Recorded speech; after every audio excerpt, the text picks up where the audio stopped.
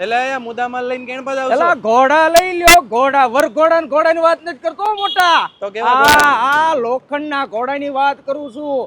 અને આમ જો તમે નવા ઘોડાનું માંડી વાળો, તમને જૂના ઘોડા કિલોના ભાવે મળી જવાના મીરા અલંગ હાઉસમાં. હવે તમારો નવો બિઝનેસ હોય કે જૂનો, ઘોડા તો જૂનામાંથી જ, એ પણ નવા જેવા. કેમ કે મીરા અલંગ હાઉસ લાવ્યું છે સુરતમાં પહેલી વાર વજન ઉપર કિલોના ભાવે ઘોડા, જે તમને નવા ઘોડા કરતા એકદમ સસ્તા ભાવે મળવાના છે. અને ઘોડામાં માંગો તે વેરાયટી મળે, અને ઘોડાની સુરતમાં કોઈ પણ જગ્યા પર ડિલિવરી પણ કરી આપે.